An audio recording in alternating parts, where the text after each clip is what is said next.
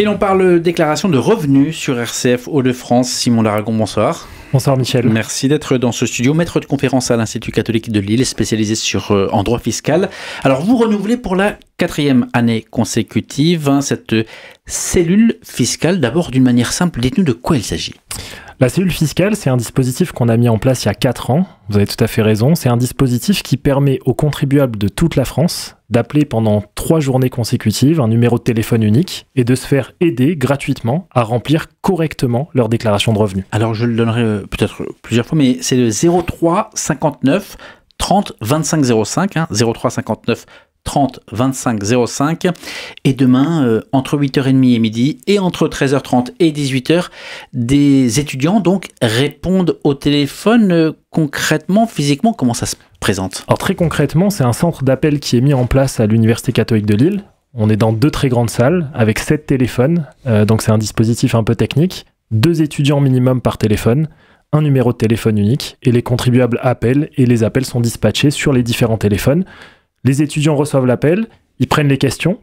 Si elles sont simples, ils répondent immédiatement. Ils ont été formés pour ça, évidemment, mais on va y revenir. Si elles sont un peu techniques, ils prennent les questions, on les travaille ensemble et on rappelle le contribuable quelques minutes ou quelques heures après. Qui garantit qu'ils puissent apporter les réponses? On les a formés pour ça, je les ai formés pour ça pendant plusieurs semaines.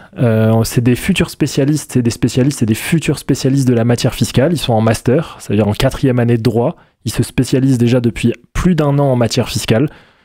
On les prépare pendant plusieurs semaines. Je vous assure qu'ils trouvent les réponses à toutes les questions. On va revenir sur l'impact aussi, évidemment sur cette vie étudiante, parce que au-delà de la connaissance, il y a le rapport humain et surtout au téléphone qui est pas évident. Mais d'abord, d'où elle vient cette idée de la cellule fiscale?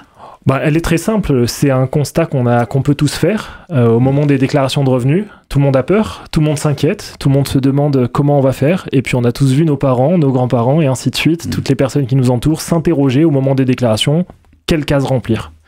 On est des spécialistes de la matière fiscale, moi je voulais trouver une solution qui soit gratuite, accessible à tous, et donc on l'a mise en place à l'Université catholique de Lille. Je remercie encore le doyen qui m'a soutenu dans cette initiative, c'est la 4e année, on a de plus en plus d'appels.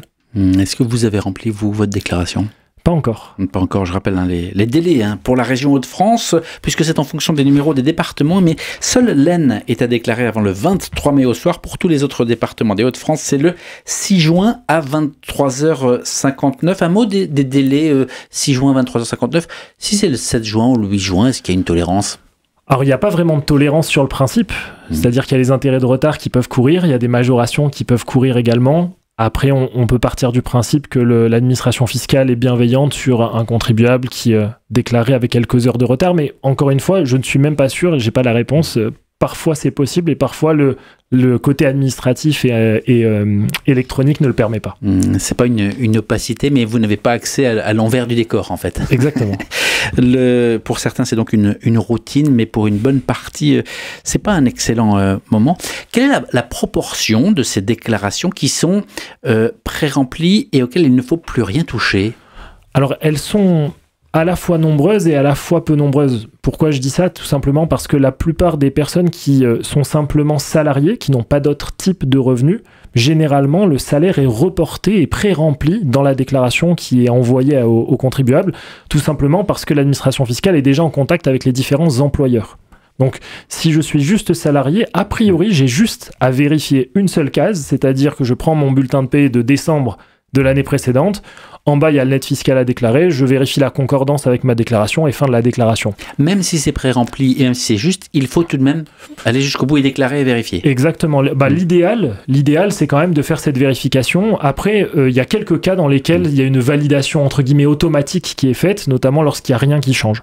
Par contre, pour compléter ma réponse, dès lors qu'on a d'autres types de revenus, je pense notamment à des revenus locatifs, des revenus financiers, il faut faire ces vérifications et parfois indiquer concrètement les revenus qu'on peut avoir. Je pense notamment aux revenus locatifs. L'administration fiscale ne peut pas toujours savoir combien je loue un appartement dans lequel j'ai investi. Alors, on a aussi les exemples de CESU pour les dames de ménage, par exemple, ou des dons à RCF qui vit essentiellement de dons, ils sont déductibles. Tout ça, ça se remplit, c'est pas pré-rempli. Absolument, ça se remplit. Alors ça, c'est ce qu'on appelle des réductions d'impôts et des crédits d'impôts. C'est des avantages fiscaux qui sont donnés aux contribuables. En fait, c'est ce qu'on appelle des dispositifs incitatifs. On incite le contribuable à faire une dépense et en échange, on lui donne un avantage fiscal. L'exemple du don est très parlant. Je donne 100 €.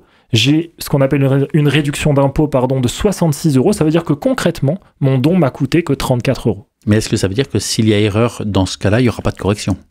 C'est-à-dire s'il y a erreur? Eh bien, c'est-à-dire que si l'administration se rend compte que j'ai oublié de déclarer les dons... Alors, je peux toujours faire une déclaration rectificative, c'est toujours possible. Après, encore une fois, l'idéal, c'est quand même de faire les choses en temps et en heure, en conservant les justificatifs qui permettent de justifier le don que j'ai fait. Une question aussi qui se pose souvent, c'est le fameux droit à l'erreur, puisque l'administration parle de ce droit comme une certaine tolérance finalement. Est-ce qu'il existe vraiment et est-ce qu'on peut le quantifier? Alors, il existe, puisque c'est un dispositif qui a été créé et qui est juridiquement existant. Après, qu'on soit bien d'accord, l'objectif, c'était de dire aux contribuables, si tu t'es trompé, si tu t'en aperçois, et si tu fais la démarche toi-même de venir nous dire que tu as commis une erreur, alors on enlèvera un certain nombre de pénalités, un certain nombre d'intérêts de retard, un certain nombre de majorations. Il n'est pas énormément utilisé à ma connaissance, mais c'est un dispositif qui a le mérite d'exister et qui, je trouve, va quand même dans le bon sens, qui est d'essayer d'établir une relation de confiance entre le contribuable et l'administration fiscale. Est-ce que vous auriez des conseils, par exemple, à celles et ceux qui nous écoutent et qui se disent « Ah, l'an dernier, j'ai oublié de déclarer une petite chose, c'est passé, je ne vais pas le faire cette année parce que j'ai peur de me faire rattraper ». Alors, je ne peux évidemment qu'inciter tous les auditeurs à remplir correctement leur déclaration. Généralement, l'administration est plutôt bienveillante. Par exemple, si vous avez oublié... Alors, le truc qu'on ne sait pas forcément, c'est qu'on doit déclarer les comptes qu'on détient à l'étranger, par exemple. Quand quand j'ai un compte à l'étranger, j'ai l'obligation de le déclarer. Je n'ai pas besoin de dire combien il y a dessus, mais je dois déclarer l'existence de ce compte dans un souci de transparence. J'ai oublié l'année dernière, j'encours une amende qui est de 1 500 € par compte non déclaré. Si je le fais, alors la question qui revient, c'est est-ce que je le fais? Donc du coup, la lumière va s'allumer et puis on va voir que je ne l'ai pas déclaré l'année dernière. Je crois au contraire que l'administration fiscale fera preuve généralement de bienveillance en voyant que le contribuable est dans une démarche positive. Donc je suis plutôt dans l'incitation à déclarer ce compte qui n'a pas été déclaré. Vous seriez capable de réconcilier finalement une bonne partie des auditeurs et auditrices avec cette phobie administrative qui touche bon nombre d'entre nous. Revenons sur ces étudiants. Alors, qui sont-ils et qu'est-ce qu'ils apprennent particulièrement à travers cette cellule ?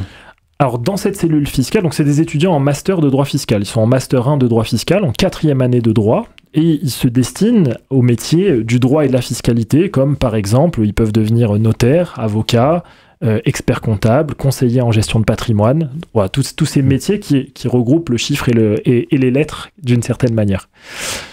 Pendant cette cellule fiscale, avant cette cellule fiscale, plutôt, on les a bien formés pour qu'ils soient en capacité de maîtriser toutes les déclarations. Ça veut dire qu'on a pris déclaration après déclaration, j'ai pris avec eux ce temps-là, d'analyser toutes les cases, d'analyser un maximum de situations. L'enjeu pour eux, il est magnifique. Ils ne sont pas encore en capacité de recevoir physiquement un client parce qu'ils sont jeunes.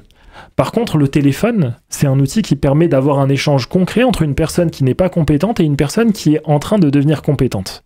Et donc, ça leur permet de mettre en application concrètement tout ce qu'ils ont appris pendant l'année. Je trouve que l'exercice est magnifique pour eux.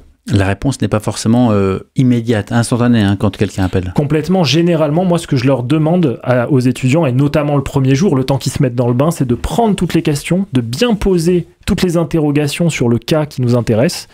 Ils viennent me voir, on valide toutes les réponses et ils rappellent le contribuable. Comme ça, on sécurise au maximum les réponses qui sont apportées. Qu'est-ce qu'ils en tirent au-delà de l'aspect très technique, mais plus sur l'aspect relationnel? Sur l'aspect humain, c'est exceptionnel. Déjà, moi, à titre personnel, je vis une aventure avec eux pendant 3 jours. Alors, je les ai pendant toute l'année, mais c'est évidemment une aventure qui resserre les liens. On est confronté à... C'est obligatoire pour les élèves? Alors, c'est pas obligatoire, mais généralement, la promotion y participe parce qu'ils comprennent les enjeux. Et puis surtout, donc il y a l'aspect humain et puis il y a aussi l'aspect... tous les étudiants qui derrière cherchent un stage ou rentrent dans la vie active, les retours sont unanimes. Ils sont beaucoup plus performants que dans les autres formations, tout simplement parce qu'ils ont été déjà mis en situation. Simon d'Aragon, je rappelle que vous êtes docteur en droit fiscal, que c'est vous qui avez mis en place cette cellule fiscale à la Cato, à l'Institut catholique de Lille, avec des étudiants de la fac de droit. Une question aussi, des questions, parce que j'ai toute une liste, j'ai testé... Est-ce que, vous allez dire, il n'y a peut-être pas beaucoup de rapports, mais quel est l'intérêt d'être mensualisé ou non? pour le paiement de ses impôts. Alors c'est important, pourquoi? Parce que si je ne paye pas mon impôt mensuellement, ou en tout cas j'ai un prélèvement à la source à peu près adapté à mon revenu, je vais me retrouver à devoir payer mon impôt sur le revenu sur les 4 derniers mois de l'année, septembre, octobre, novembre, décembre. Voilà pourquoi c'est intéressant pour chaque contribuable d'aller sur son espace particulier, d'aller dans gérer mon prélèvement à la source, c'est le nom de l'onglet, et de dire concrètement, l'année prochaine, voilà combien je pense gagner. Par exemple, 30 000 euros. Sur ces 30 000 euros, l'administration fiscale va adapter le prélèvement à la source, ce qui évitera d'avoir des grosses mensualités les 4 derniers mois de l'année. Au moment des fêtes de fin d'année, c'est quand même désagréable. C'est clair. Est-ce qu'il est vrai que certaines fois, il est utile de mettre, par exemple, un chiffre, même si c'est un 0 à certaines cases, et que ça change quelque chose à la fin? Alors, des fois, c'est nécessaire pour valider la déclaration, c'est-à-dire qu'il faut remplir certaines cases pour valider la déclaration. Après, on va dire qu'il y a un aspect un peu plus technique qui consiste pour certains à remplir une déclaration quitte à ce qu'elle soit fausse, parce que les délais de prescription ne sont pas les mêmes si je déclare pas ou si je déclare avec une erreur. Vous avez compris l'idée, il y a un délai de poursuite de 3 ans si j'ai fait une erreur, de 10 ans si je ne déclare pas. Donc il y a des petits malins qui s'amusent à déclarer des chiffres qui ne sont pas exacts justement pour raccourcir ce délai de prescription, mais on rentre un peu dans la technique pour le coup. Mais pour celles et ceux qui justement auraient fait des erreurs involontaires, vous avez dit c'est 3 ans, 4 ans au maximum. Voilà, le principe c'est que c'est 3 ans plus l'année d'imposition en cours, donc maximum 4 ans. Et quelles sont les principales questions, les principales difficultés que les contribuables posent aux étudiants? Alors c'est intéressant parce qu'on a des sujets d'actualité, puis on a des sujets qui reviennent tous les ans. Dans les sujets d'actualité, je pense notamment aux crypto-monnaies. C'est un investissement qui se développe énormément. Les jeunes générations commencent à investir dans les crypto-monnaies, génèrent des plus-values, et ces plus-values, il faut les déclarer. De la même manière, les comptes nos bancaires, certes, mais également de crypto-actifs, sont à déclarer dans un souci de transparence. Donc là encore, si on ne le fait pas, on encourt des sanctions. Ensuite, on a toutes les questions qui reviennent habituellement. Je pense notamment, on est à Lille. Alors moi, je suis pas de Lille, mais j'ai découvert un petit peu ce fonctionnement avec les frontaliers, puisqu'on a des résidents fiscaux français qui vivent à Lille et qui perçoivent des revenus de sources étrangères, de sources belges notamment. Et donc, il y a des déclarations particulières à remplir, la déclaration de 2047 pour être précis. Et donc là, il faut faire une analyse à chaque fois de la bonne case à remplir, parce que généralement, pour le coup, ce n'est pas pré-rempli dès lors qu'il y a une dimension internationale. Combien coûte la consultation, entre guillemets, le coup de fil ? Le coup de fil est gratuit, évidemment. Les étudiants sont à votre disposition, sont à disposition de tous les contribuables de toute la France qui le souhaitent. Il vous reste une journée pour les appeler, demain toute la journée, entre 8h et 18h. Pour être très franc avec vous, ils ne font même pas de pause le midi. Au 03 59 30 25 05, 03 59 30 25 05. Combien ça coûte sinon un conseiller fiscal pour ce genre de déclaration ? Pour faire une déclaration, je pense que le forfait, c'est à peu près 400 à 500 euros hors taxe par déclaration. Donc on a tout intérêt à donner un coup de fil. Est-ce que vous avez depuis, donc c'est la 4e année, depuis le début du lancement de cette cellule fiscale, tiré des leçons? On a compris les adaptations, vous nous avez parlé des bitcoins, enfin des crypto-monnaies, mais est-ce que vous avez tiré des leçons et vous avez dû vous adapter ? Alors, des leçons, pas vraiment. Par contre, dans le fonctionnement, on essaie tous les jours de s'améliorer. Je crois que c'est le but de chacun. Par exemple, j'ai tenu compte du fait que j'ai constaté que lorsqu'un contribuable téléphone, il aime bien avoir un seul interlocuteur qui lui parle. Donc, même s'il y a 2 étudiants sur le téléphone, il n'y en a qu'un seul qui parle. Et les autres font les recherches, ceux qui sont autour, pour éviter de brouiller le message et d'avoir un seul interlocuteur pour le contribuable. Vous voyez, c'est des petites adaptations pratiques. Après, oui, il y a des recherches que j'avais pas pensé à faire la première année et que maintenant on prépare en amont, notamment les questions de fiscalité internationale qui, pour le coup, sont assez techniques. Je suis obligé de rajouter ça dans l'apprentissage des étudiants. Comment faites-vous, vous, enseignants, pour justement vous mettre à jour ? Pas le choix. On suit l'actualité. C'est aussi notre métier d'enseignant-chercheur, d'être tous les jours au fait de l'actualité. La matière fiscale, c'est une matière qui bouge tous les jours, tous les ans avec le projet de loi de finances et la loi de finances. J'imagine que vous en parlez dans cette radio, évidemment. La matière fiscale, c'est une matière mouvante qui est liée étroitement à l'économie et à la politique. On ne peut pas déconnecter de l'actualité, sinon on loupe les informations essentielles. Simon Laracon, je rappelle que vous êtes docteur justement de cette matière fiscale dont vous parlez. En quoi est-ce qu'elle répond à vos attentes ? Ça peut paraître très austère, très froid. Vous dites c'est en mouvement, ça évolue, mais tout de même. C'est la plus belle matière, à mon sens. Pourquoi ? Déjà parce qu'elle évolue tous les jours. Et puis, à titre personnel, je me suis fixé un objectif, c'est de la rendre accessible à tous. Donc, j'utilise des mots simples pour expliquer des choses complexes. J'ai toujours dit que ceux qui savaient expliquer avec des mots simples les choses complexes, c'est les seuls qui maîtrisaient vraiment leur matière. Est-ce que vous avez des anecdotes suite à ces coups de fil passés ? Il y en a eu plus de 800 l'an dernier. Est-ce que, je sais pas, des étudiants ou des personnes qui ont appelé ont retenu quelque chose ? Alors, je crois que chaque cas est particulier, mais disons une anecdote, c'est la capacité des étudiants l'an dernier, en tout cas de 2 étudiants, d'avoir su faire face à des questions, une sorte de consultation d'une certaine manière en anglais, puisque la personne avait une déclaration à faire mais ne maîtrisait pas bien la langue française, donc il a fallu s'adapter. Je dirais le cas également d'une personne qui était en train de s'expatrier à Dubaï, parce que c'est un peu la mode. Et donc faire face à ces questionnements et aux déclarations qu'elle avait à remplir. Voilà, après vraiment chaque cas est particulier. Le premier coup de fil qu'on a eu cette année, c'était un capitaine de yacht qui savait pas comment fonctionnait sa déclaration parce qu'il était entre Malte et la France.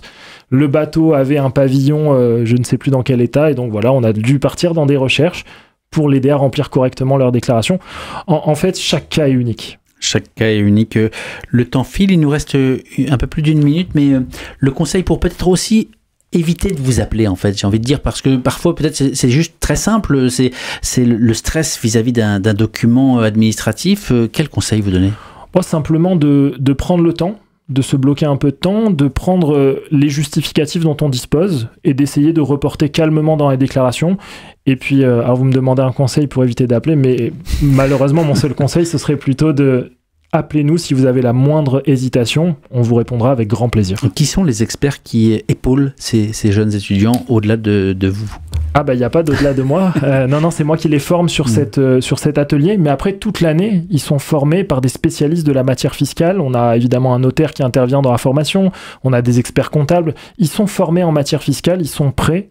On les a bien préparés. Ils attendent vos appels. Merci beaucoup. Est-ce que l'un ou l'autre des premiers étudiants de l'époque, puisque ça fait 4 ans déjà, peut-être qui sont maintenant entrés dans la vie active, ont donné des signes de vie et vous ont dit combien ça leur avait apporté ? Énormément.